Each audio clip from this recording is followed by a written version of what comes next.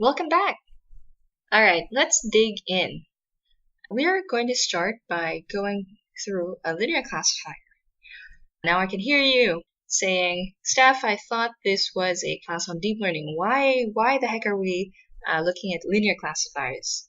Well, a linear machine classifier has a lot of the same elements as a deep learning classifier. And going through a simple linear example will help you understand what feeds into the deep learning model. And also this is nice for people who need like a little bit of a refresher on classifiers. So bear with me. Alright, so in this segment, we are going to go through linear classifiers with a particular focus on softmax and the calculation of the loss function. Pay the most attention at the part where we go over loss. Okay, so linear classification, how do we do it? Let's take a very stupid simple example. Pretend we're trying to build the world's simplest machine learning classifier model that only can distinguish between cats, mugs, and cars. If you showed a picture of a dog, it will have no idea what a dog is, it'll call it cat. Everything in the world to it is either a cat, a mug, or a car. So for an image, how does a machine learning classifier interpret an image? So the way a machine learning classifier interprets an image, it'll take that image and convert it into, on a per pixel level, some values, a matrix of values where the values correspond to, for images, this would kind of be the color of that pixel. The idea is that an image can also be represented as a bunch of numbers, which can also be represented as an image vector here. Some image vector xi, where every pixel corresponds to a feature, and the number of kind of like the value of each element here is some pixel value. Color is usually what is used for images. So a classifier would take some image, represent it as a number, and return to it some prediction y, where ideally the prediction y corresponds to the correct class, but it is going to express it as numbers. So cat would be expressed as 0, mug would be 1, car would be expressed as 2. So the score function maps pixels to class scores. The way these classifiers work, it will give you a vector of scores telling you the car-ness, mug-ness, or cat-ness of a photo. So you would have S equals WXI plus B, where S is a vector with 3 values, or 1 for each class. W starts off as kind of like an empty matrix. Later we're going to talk about weights initialization, but imagine it as like empty for now. The model gets trained on these image vectors, xi, where this can, if we're training it on 1,000 images, I would go from 0 to 999. You have this weights matrix here, and you have a bias vector there. So this represents a model. And what we're trying to do with a linear classifier is to generate some W here, train some W here, and a B here, such that the scores are as accurate as possible for any new image fed into this function. Let's think about that in another way. So let's break down that weights matrix. What is that weights matrix saying? So remember that we have 3 classes. We have cat class, a mug class, and a car class. And if you remember how matrix multiplication works, if you multiply your cat weights by your image values plus cat bias, you get the cat score. Mug weights, image values, plus mug bias, mug score. Car weights times image values plus car bias equals the car score. And remember, ideally, these weights would be such that if you feed in a new picture of a cat, that the cat score would be higher than the mug score or the car score. So, let's take this example here. You can put numbers on it. You can run the numbers for yourself.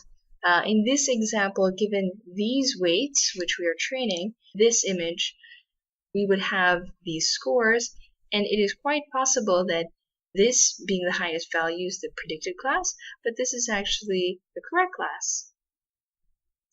So the parameters W and B in this case incorrectly identify the class that our dummy image here belongs to. So how can we calibrate these scores? Well, two questions. Number one, how can we calibrate these scores to make them easier to interpret?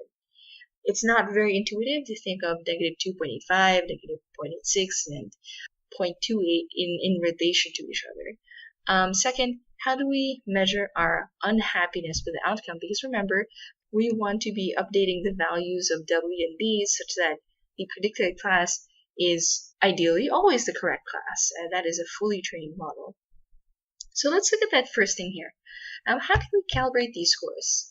We can use the Softmax function, which is the source of the name of this specific type of classifier, which is the Softmax classifier. You can go through this math by yourself. Essentially, what a Softmax classifier does is it takes a vector of scores and squashes it into a set of values between 0 to 1 that sum up to 1. And what is that? That's a set of probabilities. So instead of a bunch of scores, now you have class probabilities, which are far, far, far easier to interpret. So remember these computed scores. You take the exponent, you normalize it, yada yada, and now this can be interpreted as there is a 1.6% probability. This model thinks that this particular picture is 1.6% a mug, and 60% a cat, and 35% a car. But in actuality, it is a car. So how can we measure our unhappiness with this specific outcome? We do that by means of a loss function, which is another very important element for machine learning and deep learning.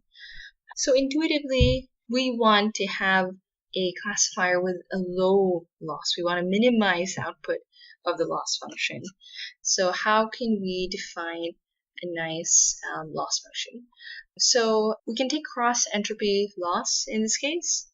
What we're really trying to say is a model where the predicted class probability and the correct class probability are far apart is worse than a model where maybe the predicted versus correct is still wrong, but instead of 0.63, 0.35, it's 0.5, 0.48. Intuitively, it's better to have the model that says 0.5, 0.48 than it is to have a model that says 0.63, 0.35. And this cross entropy loss is a single number that expresses it. It's a negative log probability of the prediction being the correct class given that specific image or the specific input fed into the machine learning model.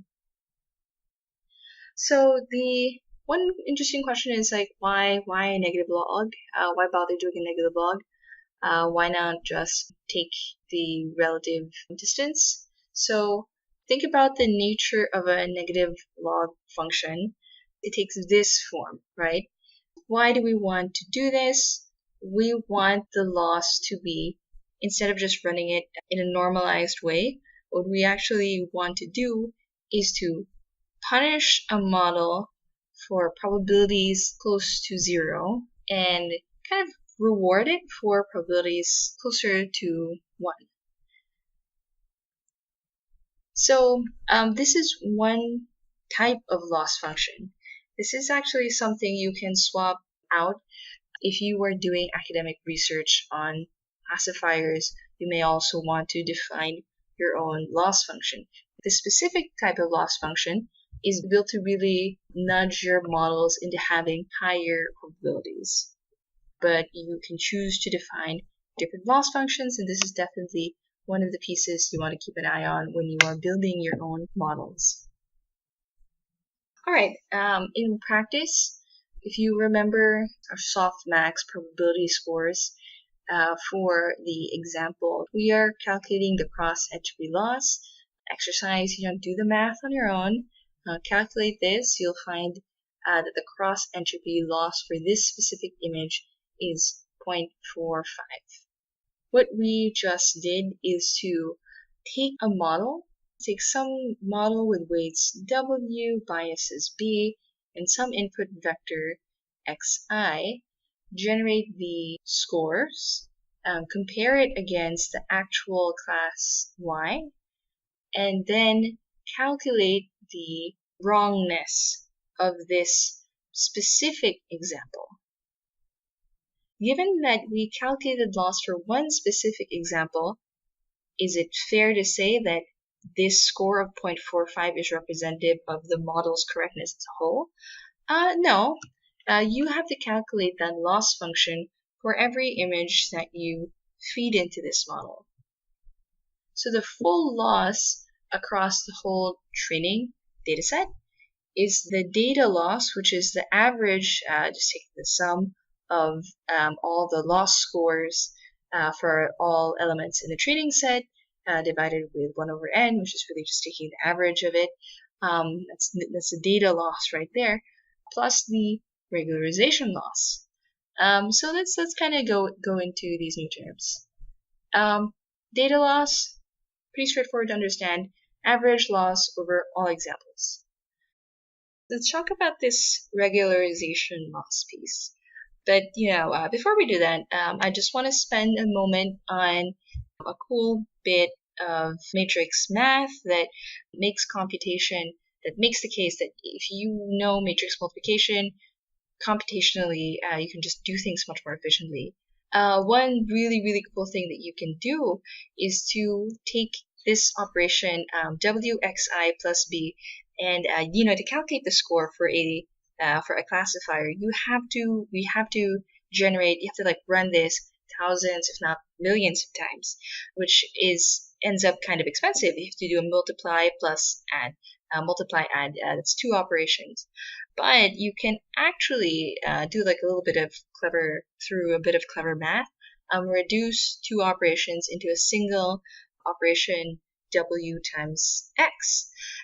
That's a really neat bit of math. So let's take this, right? Wx plus b, where you have the weights of these values, biases of these values, and some input vector here.